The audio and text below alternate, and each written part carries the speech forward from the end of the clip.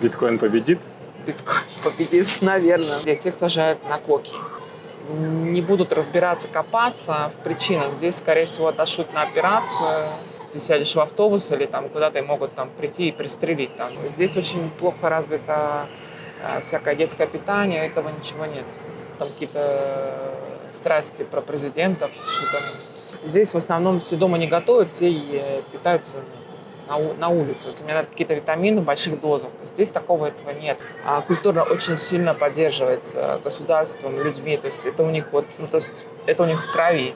Вот если мы там русские серьезные, там иногда там люди могут сказать, мы там холодные или какие-то. Здесь как бы наоборот, что вот они очень такие теплые.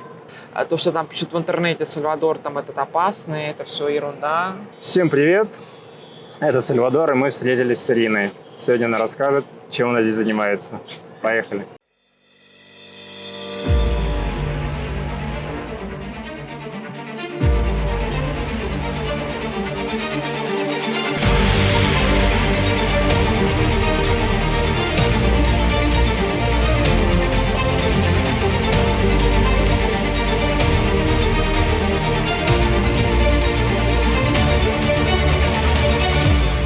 Ищете новые впечатления и готовы отправиться в захватывающее путешествие по странам Латинской Америки?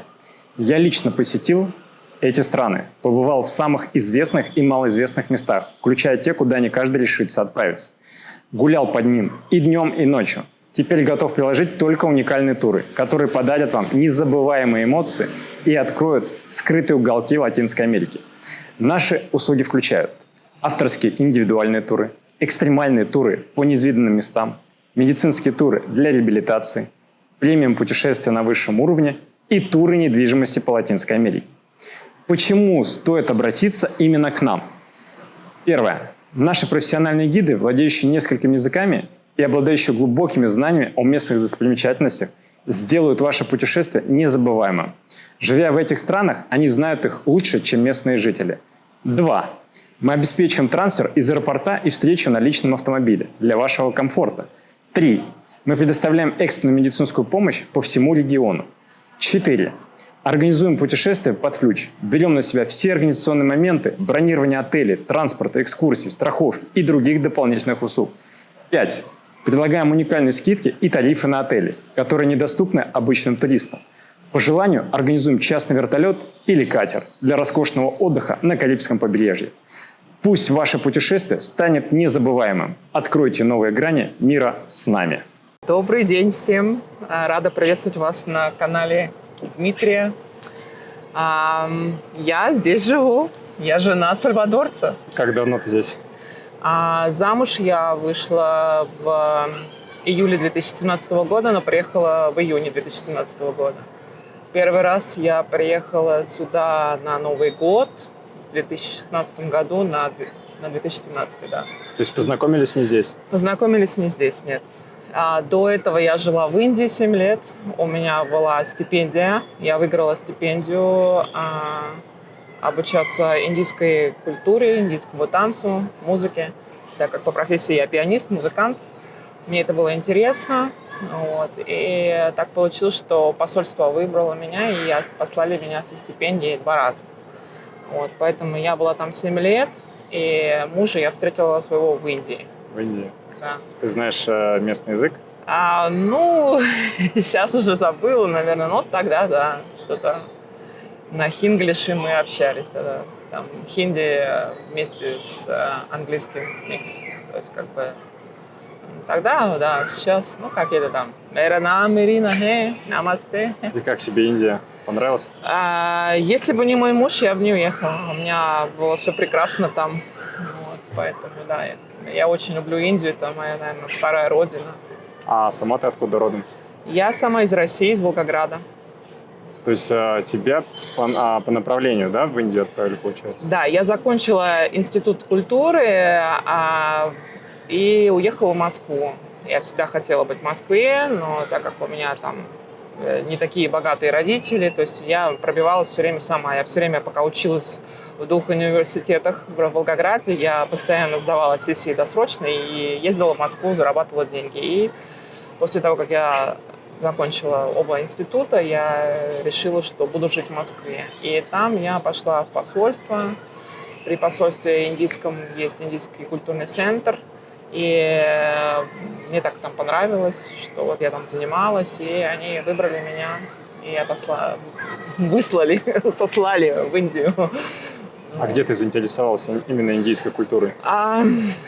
Ну, как сказать, в Волгограде у меня был молодой человек, ну, не то, что он индус, как бы молодой человек. Мне тогда хотелось учить английский язык, но у меня не было средств, так как у меня семья не очень такая богатая.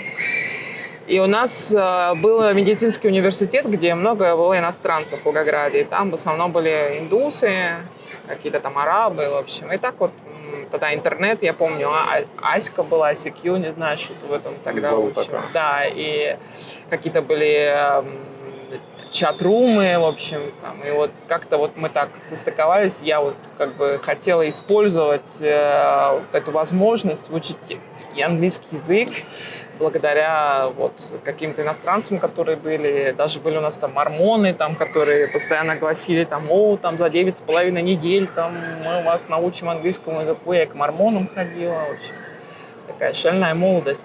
И так познакомилась с одним индусом там, и так вот мы сдружились, там, что-то не до замужества, и вот я все хотела поехать, узнать, там, у меня сердце разбил, в общем, Радж Капур, все такое. Вот, ну, вот так и получилось, что кем ты там работала в Индии? В Индии я не работала. Не работала. Я не работала вначале, потому что я училась по стипендии. Но, естественно, стипендию, которую платили, нам не хватало.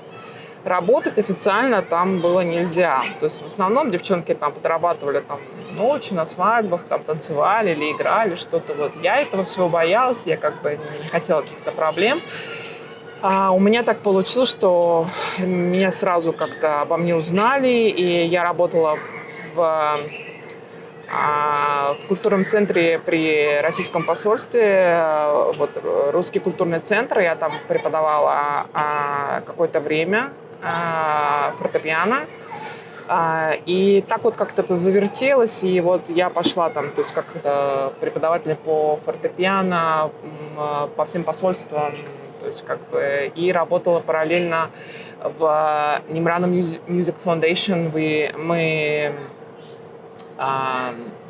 обучали местных индусов вокалу, отправляли их в Парижскую консерваторию, то есть у нас там был хор, опера, приезжал постоянно оркестр из разных стран, городов и так далее, и бывало даже микс. То есть мы делали какие-то совместные проекты, то есть я работала и даже с солистами из Ласкала, и то есть разный вообще контингент повстречался. Вот я там была главным пианистом. Вот так. Вот это был мой основной как бы доход, плюс стипендия и плюс учеба. То есть я как бы там очень такая занята была.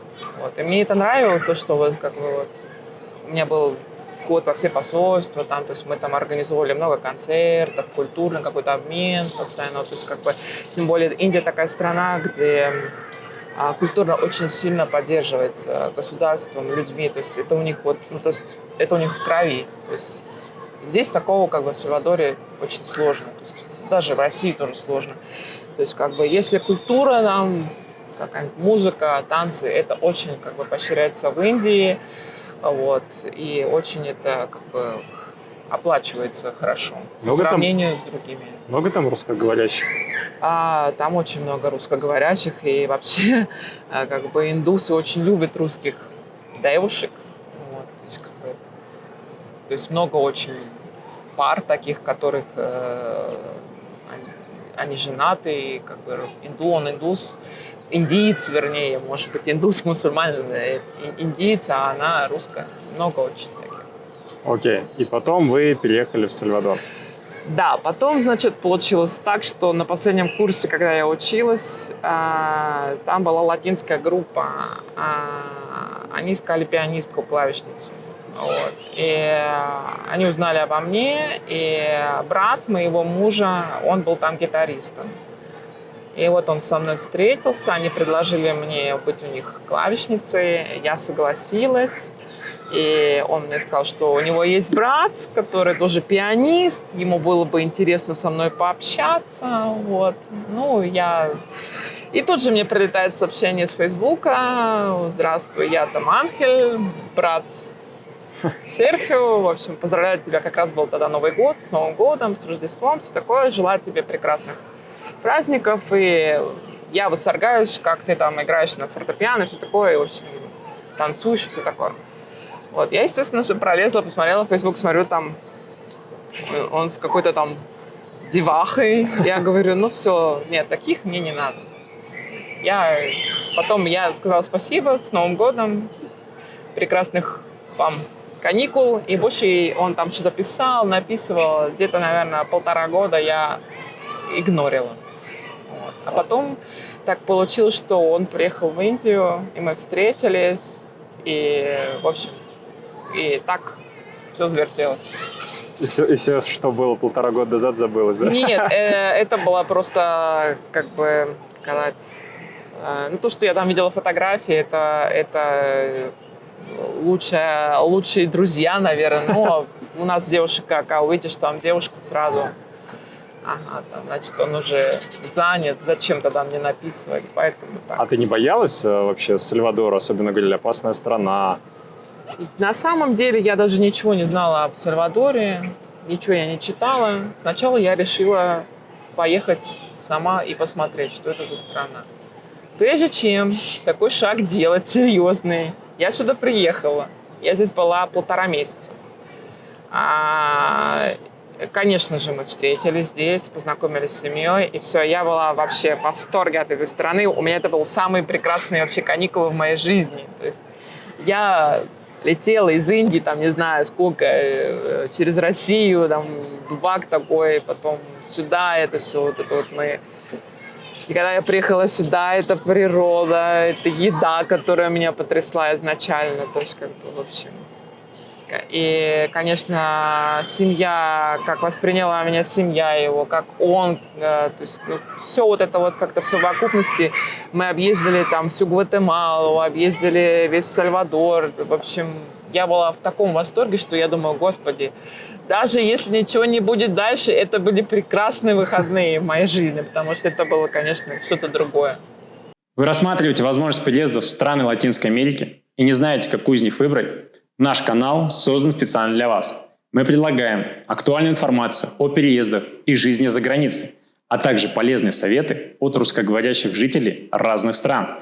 Подписавшись на наш канал, вы всегда будете в курсе последних новостей и сможете получить ответы на все интересующие вопросы.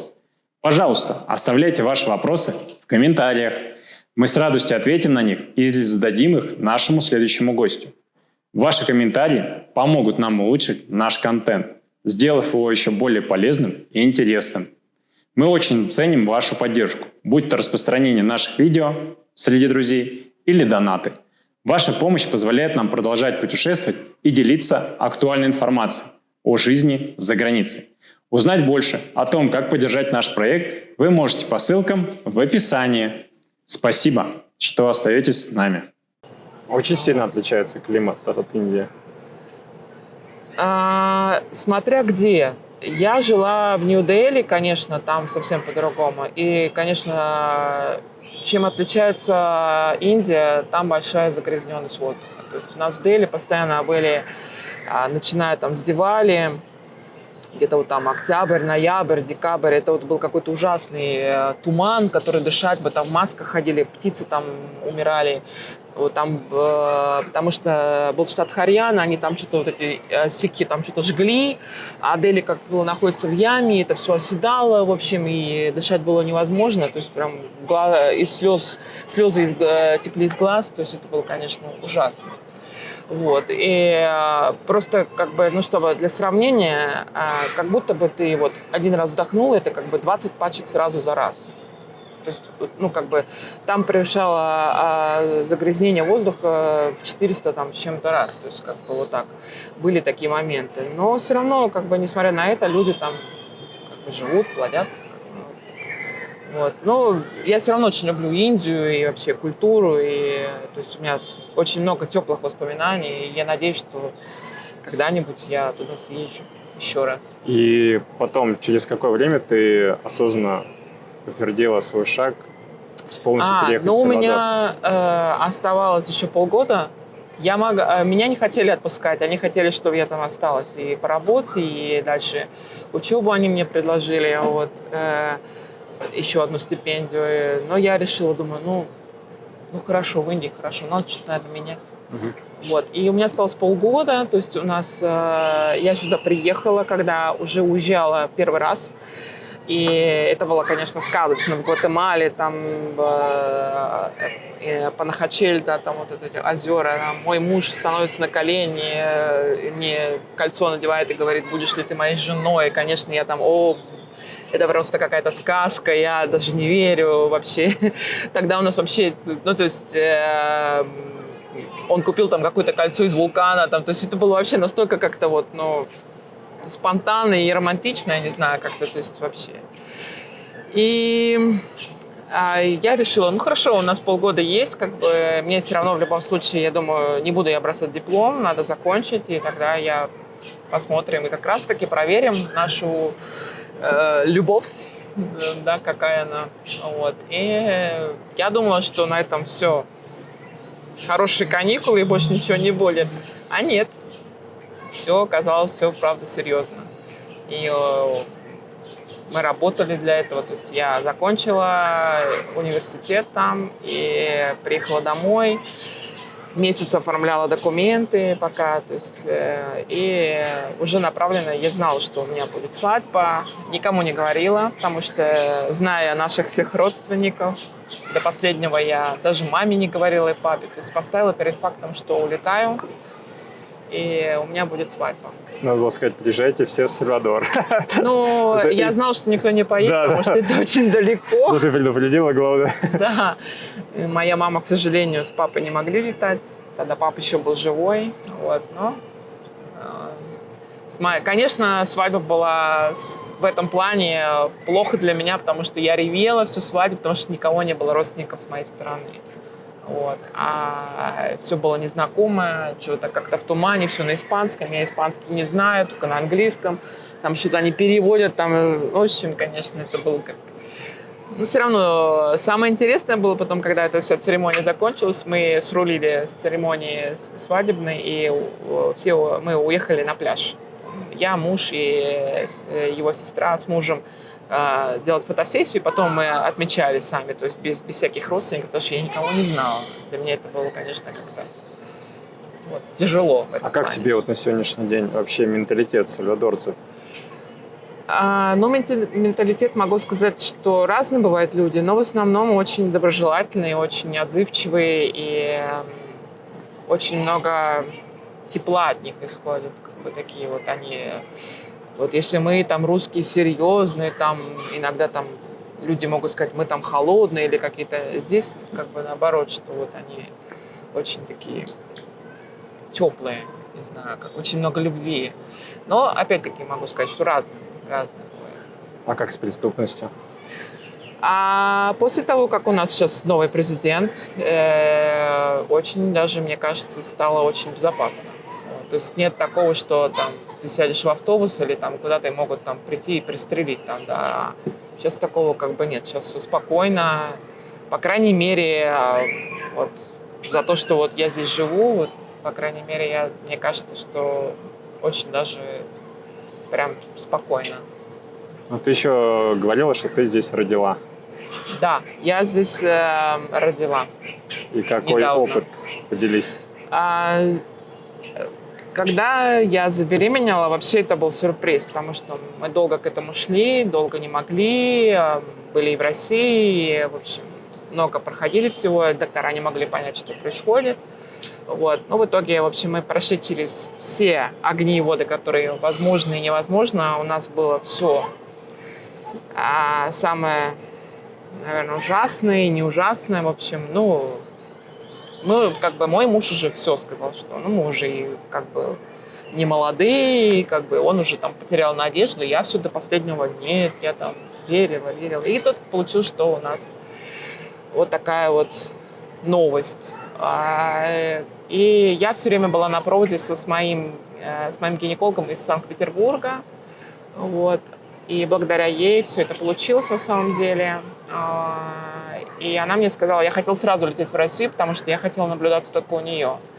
Тогда началась эта война, и вылететь отсюда было очень проблематично, дорого и не так прямолинейно, можно сказать. То есть, если раньше можно было через Европу, а потом сразу там в Питер, да, то сейчас надо какими-то окольными путями. И она мне сказала, что это будет опасно для меня и для ребенка, что может быть произойти все что угодно, а лучше я должна остаться здесь и выносить беременность здесь. То есть мы все время с ней на проводе и выносили беременность здесь.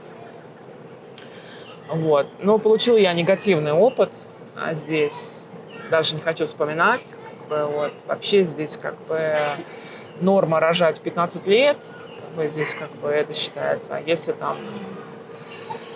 ты больше, чем 15, то ты уже старородящая. А я тогда, получается, вообще прабабушка, то есть, которая... Но если норма 15 лет, тогда должен быть большой опыт. Но у меня там не все так гладко по женскому здоровью было после того, что всякие процедуры я делала до этого. Вот, это все, все эти гормоны дали о себе знать, и то есть у них нету такого опыта здесь, как вести такие беременности. То есть у них сразу ой, давайте все. Вообще, когда я забеременела, я себя плохо чувствовала. Я думала, что у меня вообще что-то с желудком. Я пошла проверять всякие желудки, все, и думаю, так и я пойду проверю,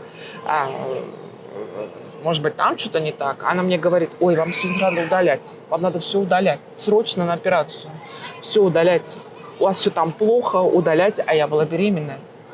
Если бы я ее послушала, я говорю мужу, я не буду ничего удалять. Она вообще кукуя и не понимает. Она даже не увидела, что что я беременная, что такое возможно быть, что я беременная. Сразу тут вообще все удалять надо, все. Тут просто очень популярно надо все удалять, либо делать какие-то операции, потому что это больше денег, либо по женской линии здесь их сажают на коки, на противозачаточные. То есть здесь все, одна таблетка, это противозачаточная, и все решает. Когда это давно ничего не решает и наоборот все усугубляет. То есть, вот такой вот у меня был опыт. Вот. Даже и в Волгограде тоже они тоже любят садить на коки, когда ты, наоборот, хочешь иметь ребенка, а тебя сажают на коки. То есть, когда это очень вообще все опасно, и вообще это коки, они только существуют, что предохранять от беременности нежелаемой. Остальное это все маскировка, которая потом вылазит в 1000 раз хуже, и вообще твой гормональный фон вообще еще в 1050 раз хуже, и дай бог, что если ты выживешь вообще, потому что вообще коки, они, конечно, очень... Но как ты выбрала себе гинеколога? В общем, я сначала была здесь, потом в России я поехала целенаправленно делать ЭКО. В общем, в Волгограде у меня был очень плохой опыт вообще там. То есть я ехала специально к определенному доктору в Волгограде. А мне подружка моя говорит, съезди в Петербург, я тебе советую эту женщину, она, хоть она и дорогая, но она вообще Я не послушала ее, пожалела денег. Тогда думаю, что я пойду в Питер, я еду всего, тут по работе у меня 2 месяца у меня всего есть. Буду я делать. Тут я уже целенаправленно еду на ЭКО, делать. В общем, они меня сажают на ужасные гигантские дозы вообще гормонов, колят мне нереальные гормоны, вообще я прибавляю 20 килограмм. Все это вообще вылазит боком во всех органах. То есть всякие кисты повылазили везде, где можно и нельзя. Вот. В итоге все это негативно, ничего не получилось. Вы за границей, вдали от дома и нуждаетесь в медицинской помощи? Доверьтесь компании Росмедицина, вашему надежному партнеру в области здравоохранения. Мы специализируемся на предоставлении экстренной медицинской помощи в России и странах Латинской Америки. Наши главные приоритеты – здоровье и благополучие наших пациентов. Мы сотрудничаем с лучшими международными госпиталями и службами экстренной помощи, известным своим высоким уровнем медицинской экспертизы и современным оборудованием. Вы можете обратиться в страховую компанию и сообщить о желании получить медицинскую помощь в компании Росмедицина, согласно вашей страховой программы. При нескольких таких обращениях застрахованных ваша страховая компания заключит договор с нашей клиникой, чтобы вы могли напрямую обращаться в Росмедицина и ничего не доплачивать. Наши услуги включают экстренную госпитализацию и медицинскую эвакуацию, медицинский туризм, а также роды за границей с возможностью оформления второго гражданства для детей.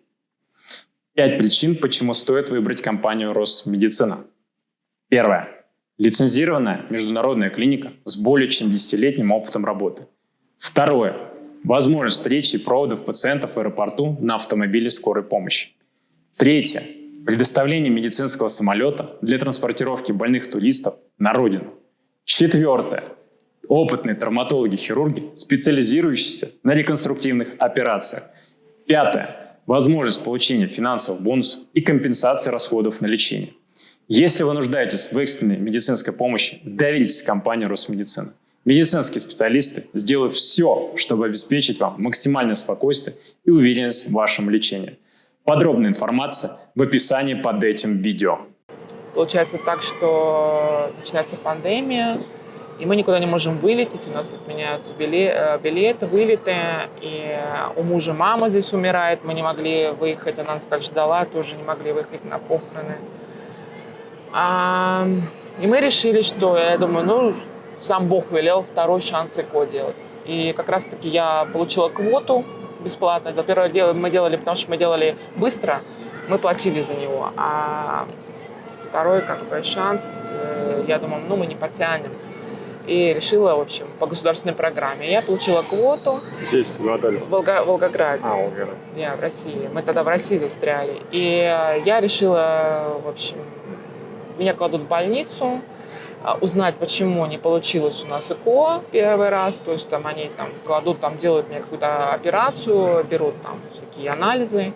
Вот, я провалялась в больнице, насмотрелась там всякой гадости, в общем, всего в гинекологии. И когда меня выпустили из больницы, меня сажают на корки. И у меня начинается вообще какая-то свистопляска после этого инвит, и ЭКО, и всех этих операций. Вообще начинается просто ужасное кровоизлияние, просто кровотечение, которое вообще невозможно остановить. Я пишу доктору, который, естественно, меня ведет. Она мне говорит, что вы хотите? Если вы не хотите меня слушать, то есть принимайте противозачаточные, если вы не принимаете, я говорю, я их принимаю, но мне не помогает. У меня, извините, я кровью стекаю. Она говорит, давайте тогда все удалим. Все, для меня это все было последней точкой. И я решаю, что надо что-то делать, надо какого-то другого доктора менять. Несмотря на то, что у меня была квота уже. И я решаю ехать в Питер. В Питер к этому доктору, которые посоветовали мне. И вот, конечно, мы встретились, я была вообще в восторге. Она, конечно, очень умная женщина. И я ее, честно говоря, боготворю, потому что все случилось благодаря ей, и мы приводили меня, долгое время в порядок после ЭКО. Она вообще говорит, как вообще могли послать вас на ЭКО, когда вы были вообще абсолютно не готовы, никаких анализов не сдавали, как вообще такое может быть? Вот. И она мне сказала, если у вас есть второй шанс сделать ЭКО, не делайте его. Все должно быть натурально, потому что вас второй ЭКО убьет. И вот мы с ней долго работали, я следовала ее предназначениям, и теперь у меня дочка. Здесь как гинеколога выбрали в Сальвадоре?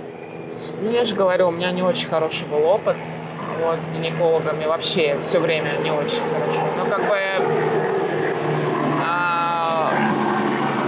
в плане моей беременности не очень хорошо. А так, в принципе, пойти проверить, я не знаю. Но все равно в любом случае я все время это отсылала своему доктору, потому что я доверяю только ей. То есть мы до сих пор на связи уже сколько лет, и прошло, и я благодарна, что она не бросает меня. То есть она очень занятая, и у нее столько пациентов, но все равно она находит время и отвечает. Окей, назови тогда 3 минуса в медицине в Сальвадоре, какие ты увидела. Во-первых, это дорого. Во-вторых, здесь не будут разбираться, копаться в причинах. Здесь, скорее всего, отошлют на операцию, что-то вот. И третье, здесь нету тех препаратов, которые могли бы тебе помочь организму, то есть справиться.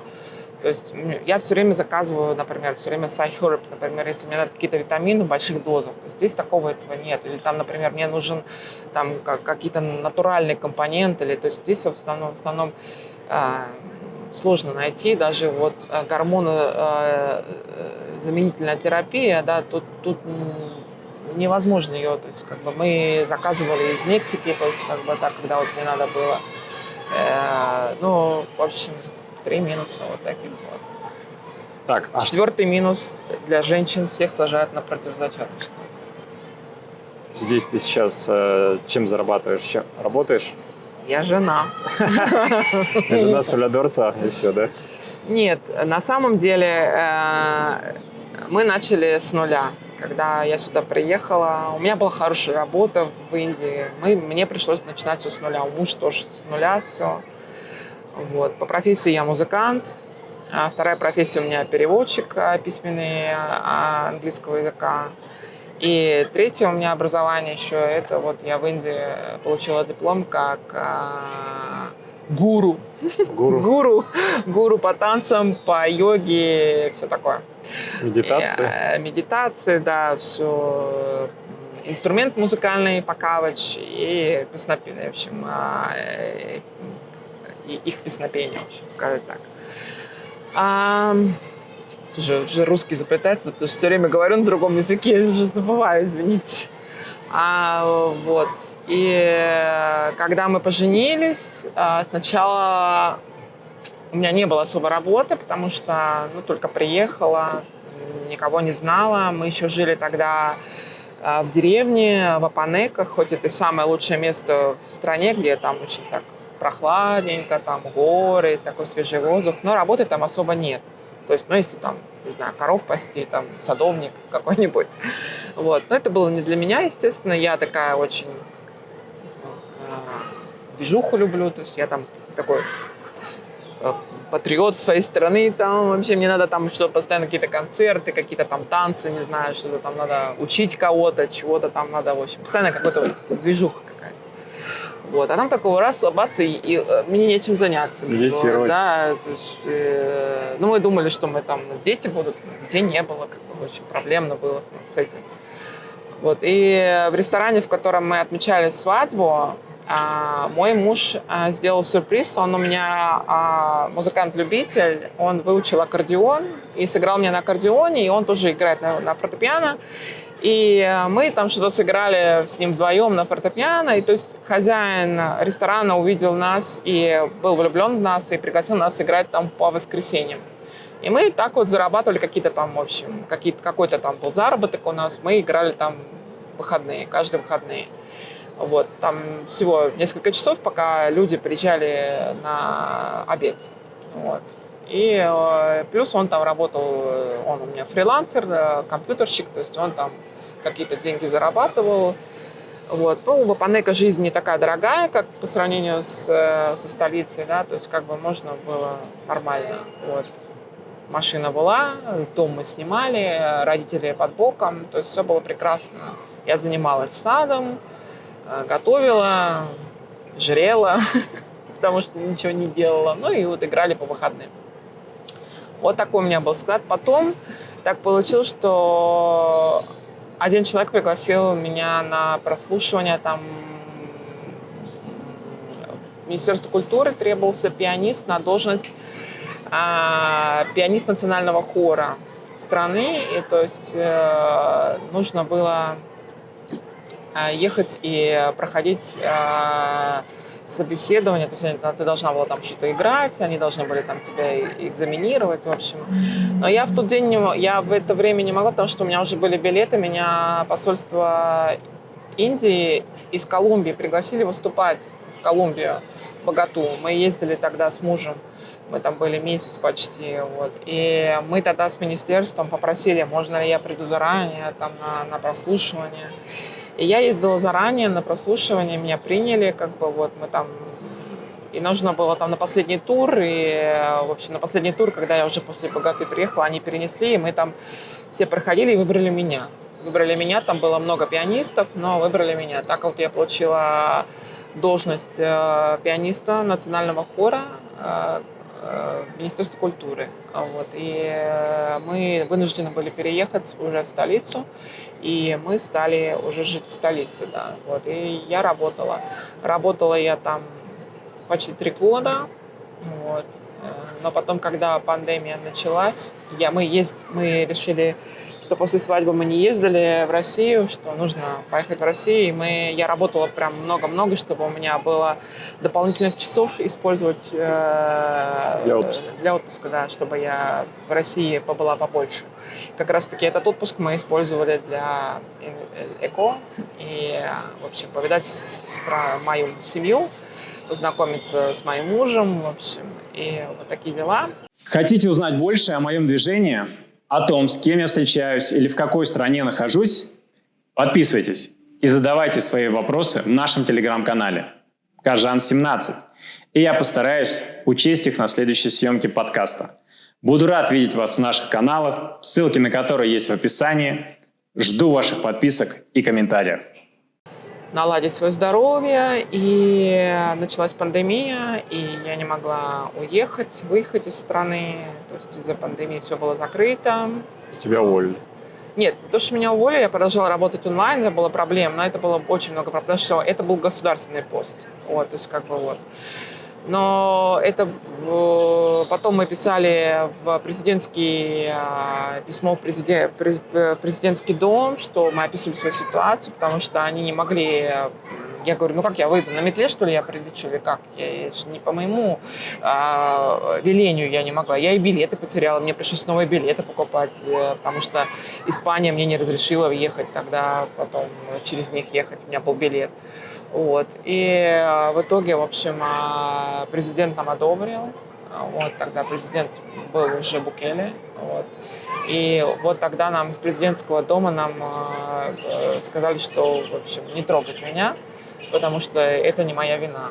Как бы так. И просто, например, в государственном посту дается 2 месяца инкапасидат, но без зарплаты. То есть, и мы использовали, помимо того, что я работала в пандемии онлайн, как все они работали онлайн, то есть также я там высылала видео, которые они там требовали, или еще там конференции, которые мы там онлайн проходили, все это.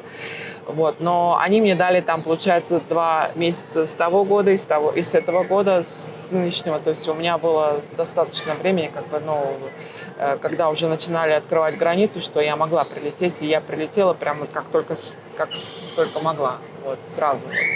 И я прилетела, но все равно я прилетела, я потом уволилась сразу, потому что много было подводных камней, которые там много поменялось, и мне это не нравилось, и я решила просто уйти. Сейчас работаешь? Сейчас нет, во-первых, я работаю сама на себя, как работаю. У меня есть студенты, и есть друзья-музыканты, с которыми мы делаем очень много проектов. Вот. Но мне сейчас тяжело, потому что у меня маленький ребенок, и помощи как бы нет ни у кого. Мы только с мужем кидаем друг на друга ребенка, когда он работает, я работаю. Как бы с его стороны папа старенький совсем, мама умерла, вот, а с моей стороны здесь никого нет. Как бы приходится как бы самим. Дорогая жизнь в Сальвадоре? Жизнь, да. В Сальвадоре, если сравнивать с Россией, то да, конечно. Конечно, здесь очень высокие налоги. А с чем это связано, как считаешь? Я не знаю, особенно сейчас, наверное, из-за биткоина что-то там, наверное, все это, я не знаю. Биткоин победит? Биткоин победит, наверное. Как биткоин объявили, так тут много всяких иностранцев. Думаю, что здесь очень влияние Соединенных Штатов тоже. То есть здесь в основном очень много американцев, которые, то есть, для них заплатить там как такую сумму выложить, для них это не проблемно. То есть как бы местные жители, они такой, например, купить квартиру здесь или дом, они не могут. То есть это тяжело. Это зарплата здесь, средняя зарплата не очень. Да? А почему-то дома и квартиры стоят ой-ой-ой. Думаю, что это влияние все-таки А как вот ты про президента говоришь, что он там тебе помог тоже? А насколько народ любит своего президента вообще? Ой, я не знаю, насколько он там будет. Но я думаю, что с появлением с ним, наверное, все-таки лучше стало. Наверное, они все-таки его уважают, потому что раньше здесь что-то какая-то коррупция, наверное, была, я не знаю, что-то там. Мой муж рассказывал там какие-то страсти про президентов, что там, что- А сейчас нет коррупции? я не знаю. Не знаю, честно. Я не знаю. Ты же просто сказала, государственный пост задевала. Не, ну я же была в культуре, я же не знаю там потом. В Я была культуре, всё возможно, пианист. видела, что там коррупционные Нет, такого схемы. с кем я работал, такого я не видел, что там была коррупция какая-то, не знаю. У меня был пост маленький, пианист, что нам только с хором работали. Твои плюсы и минусы по стране после такого опыта проживания здесь? Ну, первый, наверное, плюс то, что здесь всегда лето. Всегда фрукты, овощи. А, Не знаю, океан, горы. Очень маленькая страна, но, в общем, ты там через 40 минут можешь быть на океане, через 40 минут в горах, там какие-то водопады, очень красивая природа, богатая. Вот. А это, наверное, плюсы. Минус, я же говорю, медицина, люди кидают пластик везде. Это вот, наверное, из больших минусов. Ну и дорого. То есть, например, если я какой-то хочу там деликатес, который и так сложно его достать, если его практически нет, то есть там надо отвалить хорошую сумму. Либо даже если просто сходить в магазин тебе, но минимум, я не знаю, вот мы ходим раз в неделю в магазин, это всегда $200 как с куста. Это просто ничего такого не покупаешь. Особенно когда с ребенком, с маленьким. То есть... еще минус вот какой. Здесь очень плохо развито всякое детское питание, этого ничего нет. В основном вот, как бы, тяжело с этим. Ну, тут же есть привозное все, стоит на полках. Детское Которое питание. стоит, какое оно стоит? Один Вот. сахар? В баночках такой. В баночках нет. Нет, только все сладкое стоит. А вот пюрешки там какие-нибудь мясные, всего этого вообще ничего нет. Особенно там была одна компания, они сейчас вообще перестали почему-то их привозить. Нет спроса. Да вот он есть. Люди просто... Не, ну просто люди не все могут позволить это, и спрос уменьшился. Не знаю. Честно говоря, непонятно почему. Ну, ты вот говоришь, $200 оставляете в магазине. А сколько вообще прожиточный минимум здесь? И вот, допустим, вы арендуете квартиру, сколько это стоит? Смотря где, в каком месте ты арендуешь квартиру или дом, и смотря где ты покупаешь продукты и какие, да. То есть, как бы, если ты хочешь как бы в более престижном районе, не где там далеко, и то есть тебе, ну, там, квартиру снять, ну, смотря какую там, ну, минимум, наверное, $700, какая-нибудь однокомнатная квартира, но в более-менее нормальном районе, там, и то это, наверное, самый минимум, вот, однокомнатная квартира, там, чтобы у тебя дом, ну, не знаю, ну, можно дом снять, там, старый какой-нибудь за $700, не знаю, ну, вот. А если, конечно, тебе там хочется поэкономнее, но придется жить там не в очень хорошем районе, то можно и дешевле. Опять-таки, покупать продукты где? Можно на рынке покупать, можно покупать в каком-нибудь местном магазине, там, ну, смотря опять-таки, что покупаешь, какую, не знаю, какие ты там покупаешь фрукты, овощи, не знаю, какие-то там, не знаю, сосиски, какие там, колбасу, я не знаю, что ты покупаешь, сыр. Это в зависимости, какого качества ты покупаешь. То есть, если ты хочешь, как бы, ну, более такого качественного, то это дорого. То если, как бы, если подешевле, там, у местных, там, ну, да, можно. Но здесь можно, в основном здесь такая культура, здесь в основном все дома не готовят, все питаются на улице, да, там. Тут очень развит этот фастфуд, поэтому все здесь как бы такие полненькие, потому что все очень, как бы, очень... Если едешь по Сальвадору, везде одна еда. Одни молы, фастфуд. Твои рекомендации, как считаешь, стоит переезжать в Сальвадор жить или нет? Конечно, стоит. Конечно, стоит. Аргументируй.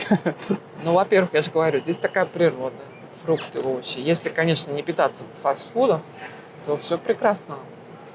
Конечно, нужно с умом тратить деньги, конечно, то, что там пишут в интернете, Сальвадор там этот опасный, это все ерунда, она везде во всем мире опасна, везде, то есть просто не надо ходить нигде, не надо. Конечно, бывают случаи, и даже со мной случился такой случай, что есть ненормальные люди, которые могут напасть просто, ну, просто так бывает. Не говорит там то, что тут каждый, там, на каждом шагу тебя убивает. Я же говорю, после того, как поменялся президент, здесь поменялась вот эта проблема с преступностью. Вообще, насколько я поняла и слышала, что сейчас Сальвадор является самой безопасной страной во всей Латинской Америке. Не знаю, насколько это правда, но, по крайней мере, Ну, так говорят. Центральной Америки. Если вы не получили ответов на свои вопросы, не расстраивайтесь. Оставляйте в комментариях и подписывайтесь на наш канал. Мы обсуждаем опросы подписчиков в новых подкастах с жителями Латинской Америки. Жду ваших комментариев, дорогие подписчики.